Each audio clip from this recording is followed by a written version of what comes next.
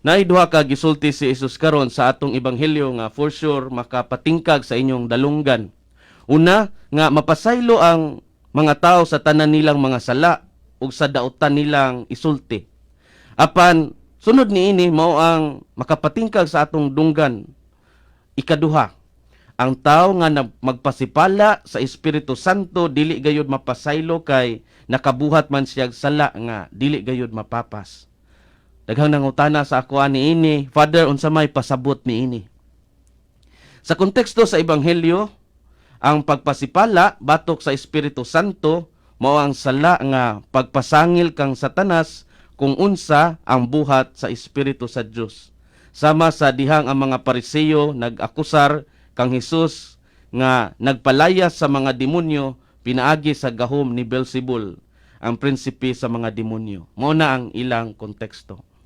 Si Santo Tomas de Aquinas naghisgot og unom ka mga sala nga pagpasipala batok sa Espiritu Santo. No apan kung ato ning usa-usahon basig maabtan tag ugma mao na nga muhisgot lang ko og tulo niining unom nga gi-mention ni Saint Thomas de Aquinas nga mga sala nga pagpasipala kuno sa Espiritu Santo.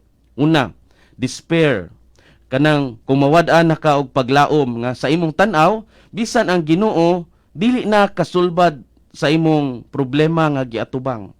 Mao niya usa sa mga gilista ni Saint Thomas de Aquinas nga pagpasipala batok sa Espiritu Santo. Number 2, presumption, kining pagpangayog pasaylo bisan walay paghinulsol, no kanang pagpangayo og pasaylo nga dili kinasingkasing. Og ikatulo, impenitence, no kanang walay paghinulsol sa sala nga nabuhat.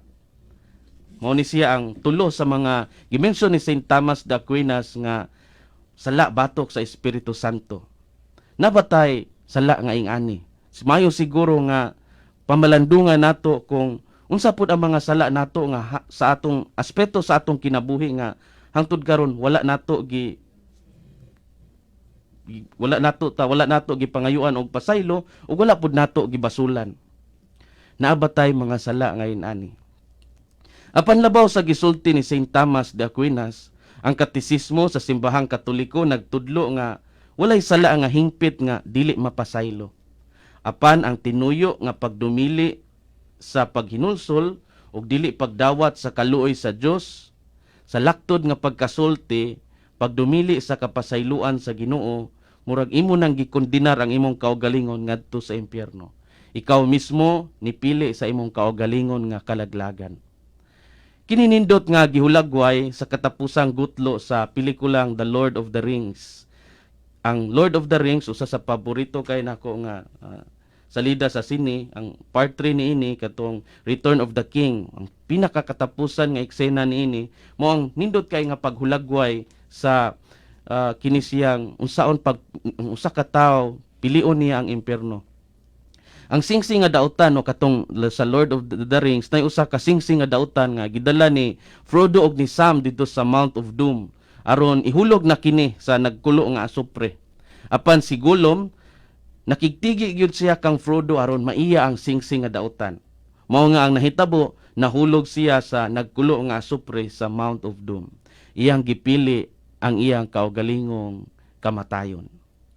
Sayod ta sa dihang ningon si Jesus sa the rich young man, "Come, follow me, sunod ka nako." Nitalikod ang rich young man.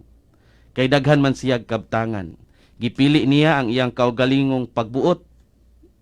Gipili niya ang iyang kaugalingong kabtangan kaysa sa Dios.